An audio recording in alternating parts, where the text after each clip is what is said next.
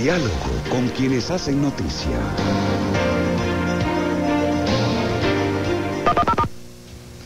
7:17, la bienvenida al economista Abelardo Pachano. Lo invitamos para hablar algunos temas de interés en coyuntura, en la situación económica y con incidencia social.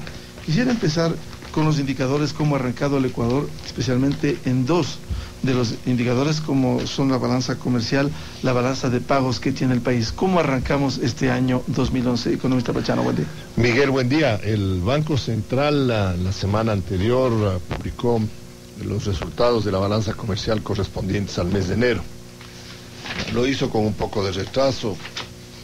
Sin embargo, la información que tenemos y nos ha proporcionado el ex instituto emisor demuestra la profundización de un déficit de carácter comercial que, por lo que uno va mirando, no tiene una solución o no hay visos de corrección. ¿Qué pasa en el mes de enero? El mes de enero tiene un déficit comercial de un poco más de 90 millones de dólares, a pesar de los extraordinarios precios del petróleo en el mercado internacional. Y como es usual en el análisis que se hace en la balanza de pagos para poder determinar el grado de sensibilidad que tiene la economía ecuatoriana ante una modificación o un problema en el mercado del petróleo, se construye lo que se llama la balanza comercial no petrolera, es decir, ¿qué pasaría en el Ecuador si es que el petróleo deja de aportar sus recursos? Y nos encontramos con que el déficit de la balanza comercial no petrolera, Miguel, ha crecido frente a enero del año 2010, en donde ya yo diría las condiciones económicas mundiales eran altamente favorables para el Ecuador. Ha crecido en el 40%. Es decir, enero del año 2011, comparado con enero del año 2010, en sus transacciones comerciales, importaciones y exportaciones desvinculadas del petróleo, es decir, excluyéndole al petróleo, tienen un desbalance de casi 650 millones de dólares en un mes, Miguel. Y estos 650 millones de dólares es 40% más alto que enero del año 2010. Creo que es una variación muy alta, demuestra una agudización del desbalance de la economía ecuatoriana, profundiza la dependencia en lo que ocurre con el petróleo, y obviamente ya no es un semáforo con luz amarilla, está un poquito más allá de eso, se está aproximando a una luz roja. Es demasiado alto ese déficit, Miguel, y uno al descomponer el análisis, uno ve que si bien el Ecuador está recibiendo, llamemos así, los vientos favorables de el comercio internacional, porque la gran mayoría de productos de exportación del Ecuador tienen precios más altos que hace un año, el mundo se está defendiendo y empiezan ya a verse los resultados de las nuevas políticas de precios en los productos terminados. ¿A qué me refiero, Miguel? Entre enero del año 2010 y enero del año 2011, los precios de los productos de exportación del Ecuador, incluyendo o excluyendo petróleo, uno puede hacer las dos cosas, en promedio aumentan 16%. Si antes se vendía en $100 el kilo, la tonelada, lo que sea, de un producto, ahora se está vendiendo en 116. Ese es el gran promedio de aumento de los precios de los productos de exportación. Si le ponemos el petróleo, el 16% sigue igual. Sí, uno ve que no hay un factor de distorsión con el petróleo. Entonces, al hacer el análisis de las exportaciones solas, uno dice, nos está yendo muy bien. Los precios de nuestros productos se están sustentando, los mercados internacionales están demandando de una manera consistente, los productores ecuatorianos están bien remunerados y consecuentemente el sector dedicado a la exportación de productos no tiene problemas aparentes. Cuando uno ve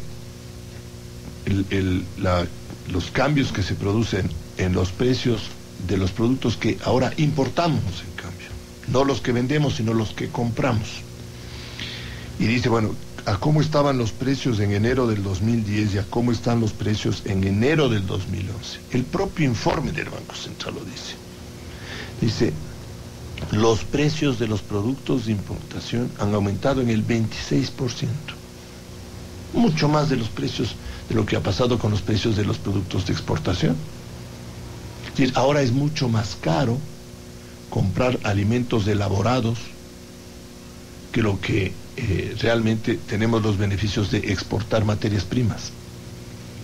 Si nosotros vendemos, por decirlo, qué sé yo, maíz, o vendemos soya, y en este año estamos recibiendo 16% más por esas exportaciones. Cuando compramos derivados de la soya, es decir, las tortillas, maíz, por ejemplo, las tortillas, nos están cobrando 26% más, casi el doble. Para que nuestros oyentes nos comprendan, si a nosotros nos han dado $1 más por cada exportación, nos están cobrando 2 por cada importación. Entonces, la balanza de comercial en enero del 2011 demuestra un deterioro del 40%, porque ahora los precios de los bienes que estamos importando son muchísimo más caros. Las sociedades, los países, las empresas que compran nuestras materias primas o que compran energía, compran nuestro petróleo, ya están incorporando en los nuevos precios el aumento de todos estos insumos, y eso es lógico. Así funciona una economía de mercado. Las empresas no van a subsistir si es que no pueden trasladar el aumento de sus costos a los consumidores. Y el Ecuador es un consumidor, como un todo. Y está en la balanza o en los resultados del mes de enero, está evidente de que la ventaja que nosotros teníamos en los términos, llamémoslo así, de intercambio, se está diluyendo, lo estamos perdiendo. Incluso en el mes de enero, el volumen de importación, Miguel, cuando se mide toneladas o unidades, el volumen cae un 8%. De tal manera que este 40% de aumento del déficit comercial no petrolero no es porque estamos comprando más, sino que ya tenemos que pagar más comprando menos. El Ecuador en enero compró 8% menos productos y pagó 30% más. Vendió en exportaciones más o menos la misma cantidad y recibió 16% más. Entonces, el resultado final, Miguel, que estamos viendo en el mes de enero es un resultado que uno puede evaluarle de la siguiente manera. Mirado solo las exportaciones, es muy bueno. Todos nuestros productos están siendo bien pagados. No tenemos un problema de viabilidad del sector de exportación. Uno podría inclusive decir que como no aumentan los volúmenes, estamos perdiendo oportunidades de colocar más producción allá. Pero mirado desde el punto de vista de las importaciones, sí tenemos un problema grave. A pesar de que se nota cierta contracción en el volumen de compras, las compras nos están costando muchísimo más, lo cual nos lleva, Miguel, al tema de que la dependencia nuestra en el petróleo se está agudizando muchísimo más de lo que nos imaginamos, porque ahora el mundo ya está reaccionando, ya ha reaccionado con la corrección de precios de los productos terminados y nos está haciendo perder la ventaja comercial que teníamos a inicios de todo este ya largo proceso de buena remuneración y de buenos precios a nuestros productos de exportación. Economista Pachano, para que nuestros miles de oyentes comprendan bien este desbalance. ¿Qué significa cuando se vende a un precio nuestras exportaciones y se compra a un precio mayor, la incidencia de las importaciones? ¿Cómo incide esto en economía, en las cuentas oficiales? Presentando un déficit entre lo que nosotros estamos ofreciendo al mundo y lo que el mundo nos tiene, o nosotros le demandamos al mundo y le pedimos al mundo que nos ofrezca para poder atender nuestras necesidades. Si nosotros vendemos nuestros productos y nos pagan, como pongamos así, a un valor equivalente a 100, y los derivados o los productos que salen de estas materias primas recogen ese aumento y encima nos ponen un adicional, es obvio que los países que producen esos bienes están aprovechándose para ganar un valor adicional, el margen de utilidad, de rentabilidad, por procesar esos productos. Por eso es que siempre se habla de la necesidad de transformar lo que se llama la canasta de exportaciones en productos que tengan más elaboración. Porque mientras más elaboración se le pone al producto, mayor posibilidad de retener ese valor, esa riqueza, esa ganancia en cada país. No es lo mismo exportar cacao que exportar chocolates.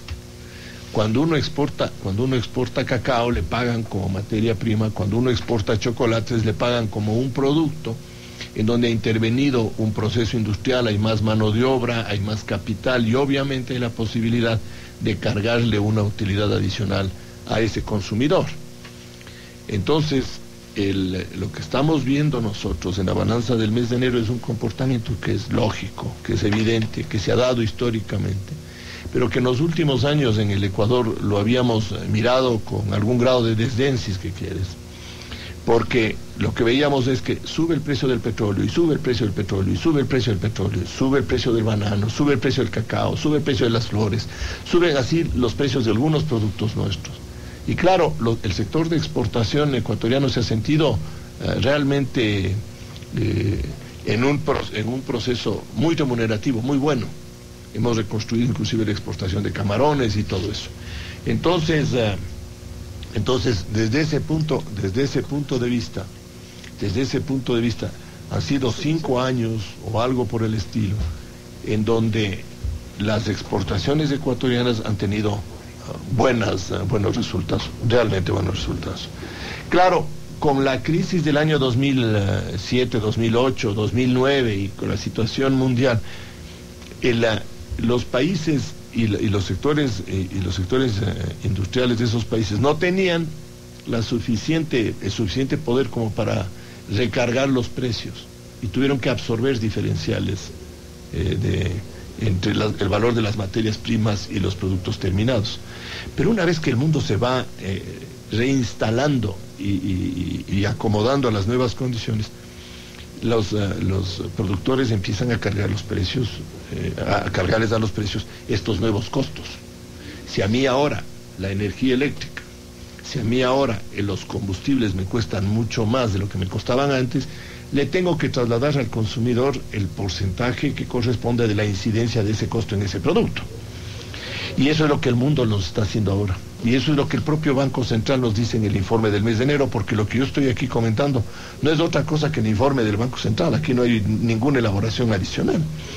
Ahí lo que dicen es, mientras las exportaciones crecen en precio, el precio crece el 16, las importaciones, el precio casi se duplica. A ese 16, sí estamos hablando entre el 26, 28, 30%.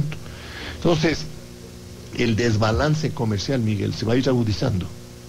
Ya no por el volumen que compramos, sino por el precio que nos cargan por los productos que compramos. Entonces, si el día de mañana se nos ocurre ir a un supermercado, al que se nos ocurra, y compramos productos que han sido elaborados en el exterior, vamos a ver que el precio aumenta, está aumentado. Entonces, la incidencia en la estabilidad interna de este comportamiento de los mercados internacionales se va a dar. Y el problema es tan complejo, Miguel, que no solo tiene una arista de carácter económico, sino que el origen de la desestabilización de Túnez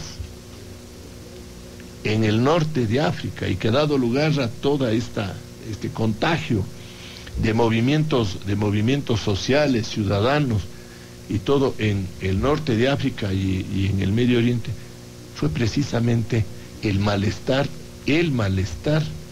que produjo en la población el aumento del precio de los alimentos.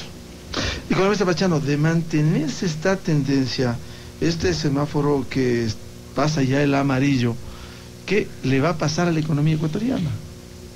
Que va a perder recursos, de que puede ser tan grande el desbalance.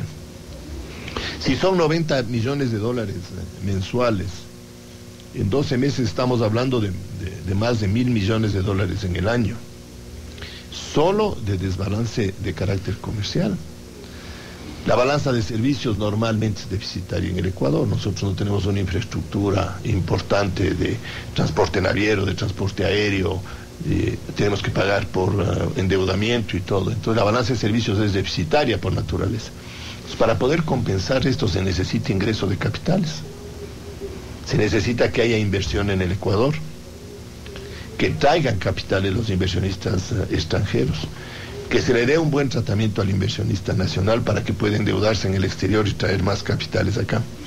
Pero si no se produce eso, Miguel, el único efecto que se va a ver es una contracción monetaria, porque van a salir más dólares de los que entran al Ecuador. Entonces el fenómeno genera una restricción de carácter monetario que afecta a todas las actividades, a todas. Entonces es un problema que tiene contagio general. Ahora uno podría decir, en alguna medida el financiamiento puede venir por el lado de la cobertura del déficit fiscal, y eso es así. En una parte es posible que eso ocurra. El problema es si es que los ingresos del endeudamiento fiscal son suficientes para cubrir todo este desbalance que se produce en el sector externo. Que sería una brecha adicional al déficit ya existente. Claro, por supuesto. Y por eso es que hablamos siempre de las dos brechas, Miguel. De la fiscal, las necesidades del gobierno para atender sus obligaciones, y la externa, que es el resultado de nuestras relaciones con todo el mundo. Cuando nosotros le compramos al mundo hay que pagar en dólares. Cuando ellos nos compran nos tienen que pagar a nosotros en dólares. Cuando uno hace la suma y resta de eso, o uno paga al exterior o el exterior le paga en neto a uno. Entonces, como está en déficit, quiere decir que nosotros tenemos que pagarles más de lo que recibimos. Si tenemos que pagarle más de lo que recibimos, vamos a tener menos dólares circulando en el Ecuador. Economista Pachano, a propósito del Banco Central del Ecuador, la semana anterior se hizo noticia proveniente de Miami, estas multas que le han hecho al Pacific National Bank, cuyo propietario es el Estado ecuatoriano y cuyo responsable es el Banco Central del Ecuador, 7 millones de dólares. ¿Acaso no ha habido rigurosidad en la obligatoriedad para los bancos y de manera especial con las reglas de los Estados Unidos cuando vemos que no ha sido riguroso el Pacific National Bank en los depósitos en Miami? A ver, Miguel, este es un tema bien delicado, muy importante en el manejo de los bancos en el mundo, en especial después del ataque hecho por Al Qaeda a las Torres Gemelas en Nueva York. A raíz de eso, es decir, a raíz del 10 de septiembre del año 2001, los Estados Unidos estableció y aprobó una ley particular muy, muy compleja que se llama la Ley Patriota.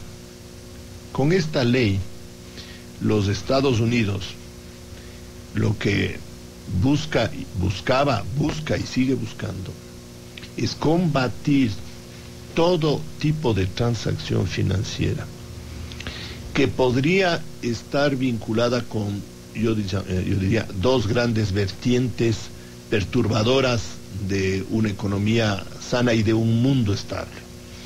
La una, el lavado por narcotráfico, y dos, el financiamiento al terrorismo. Son las dos, yo diría, dos tipos de transacciones que la ley patriota de los Estados Unidos busca controlar, evitar. Los gobiernos europeos han hecho igual, han establecido normas muy rigurosas.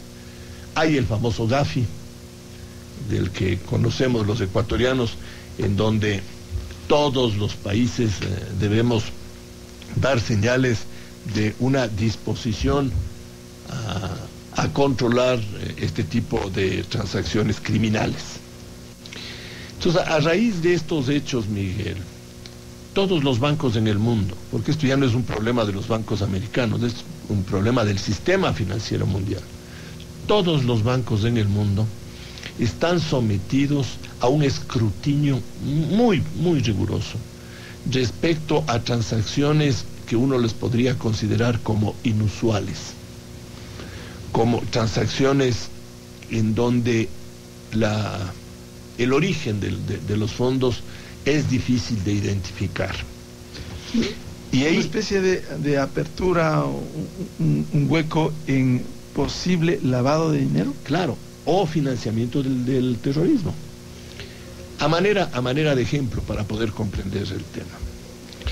Si un cliente de un banco en cualquier parte del mundo tiene una cuenta con un saldo promedio, digamos, de $10,000, tiene $10,000 en su cuenta, y empieza a realizar transferencias por montos desproporcionados a ese saldo, $2 millones, $1 millón, $200,000, $500,000, con un saldo promedio de 10,000, transacciones y transferencias de esa magnitud requieren de una explicación. Es obligación del banco llamarle a ese cliente y decirle: señor, ¿puede explicarnos cómo con una cuenta de $10,000 usted hace transacciones de estas magnitudes? ¿Cuál es el origen? ¿Qué está haciendo usted? ¿Cuál es su actividad? Si no hay una explicación de esa actividad, el banco tiene que hacer dos cosas. Uno, cerrarle las cuentas. Dos, notificarles a las autoridades. Le cierra la cuenta. Y dos, notifica a las autoridades. Y le dice: señor, he encontrado que mi cliente número tal no me ha podido explicar estas transferencias. He procedido a cerrarle las cuentas y le comunico a usted lo que ha hecho. Si el banco no procede de esa manera, la ley en el mundo determina que es por presunción una cómplice de operaciones que no tienen explicación. Entonces los bancos tienen la obligación de conocer perfectamente a todos sus clientes, de saber qué es lo que hacen sus clientes. Entonces esa famosa frasecita, conozca a su cliente, es el corazón de este sistema. Por eso es que cuando un banco recibe una transferencia de otra institución bancaria, el responsable de saber el origen es el que envía el dinero, no el que recibe, el que envía el dinero. Entonces voy a poner un ejemplo hipotético. El banco, el Wells Fargo de los Estados Unidos hace una transferencia de un cliente del Wells Fargo a un cliente de, llamémoslo así, el Bank of America. El Wells Fargo tiene que saber que su cliente está haciendo operaciones legítimas, no el Bank of America. Cuando el cliente del Bank of America haga transferencias a otro banco, digámosle que le manda al Banco Santander de España, ahora le toca al Bank of America saber que su cliente ha hecho bien las cosas. Entonces estos procesos están sometidos a unas auditorías muy estrictas, Miguel. Toman mucho tiempo, son muy detallosas, hay que dar toda la documentación. Y si uno no puede justificar, tiene una primera advertencia. Señor, aclare estas cosas. Si luego vuelve la auditoría y ve que continúa la institución haciendo esto, ya no pasa de advertencia, le intervienen a la institución. Si uno sigue fallando en esto, le multan. ¿Qué es lo que le ha pasado al National Bank? Y si no, la situación siguiente ya es mucho más complicada. Es mucho más complicada. Entonces, Entonces, aquí, en el tema que estamos nosotros conversando, Miguel, ese es un tema que nos interesa a todos, que tengamos un sistema financiero mundial que esté preparado para cortar estos vínculos de estas dos grandes vertientes de financiamiento al terrorismo. Y ahí inclusive en el mundo encontraron 2 o 3 bancos a los que les cerraron, en donde estos bancos estaban haciendo de ejes para financiar precisamente actividades terroristas. Y se encontraron que ese era el medio a través del cual desde el Medio Oriente le mandaban dinero a los miembros de Al Qaeda en los Estados Unidos y en Europa. Y cerraron a esos bancos, les intervinieron y les acusaron criminalmente a las autoridades de esos bancos. Y el otro es el financiamiento o mejor, el lavado de dinero del narcotráfico, en donde este tipo de transferencias recurrentes o de montos desproporcionados hay que controlarlas. No es fácil, Miguel, porque hay cientos de millones de personas en el sistema. Entonces se requiere de un trabajo de cómputo, de que las máquinas puedan detectar con ciertos parámetros este tipo de transacciones, porque uno no puede ver todos los días las transacciones que hacen todos los clientes. Entonces los sistemas automáticos son los que permiten descubrir estas transacciones inusuales. Economista Pachano, ¿se podría concluir que hubo una especie de laxitud y falta de rigurosidad en los controles en el Pacific National Bank? Bueno, eso lo reconoce el propio banco, ¿no? Eso lo reconoce Miguel. El problema es que, siendo un tema que ha arrancado hace 4 o 5 años, no lo han corregido, y en los años anteriores han mantenido esos procedimientos poco rigurosos. Todo en la administración del Estado ecuatoriano. Todo es, claro, por supuesto, todo es durante el periodo en donde el Estado ecuatoriano es el dueño del banco. Así es, Miguel. Bien, al economista Abelardo Pachano, gracias a la presencia aquí en Ecuador Radio y por ilustrarnos en estos temas, especialmente del desbalance comercial, balanza de pagos y el caso Pacific National Bank. Economista Pachano, muy amable. Miguel, un gusto. 7:45 minutos.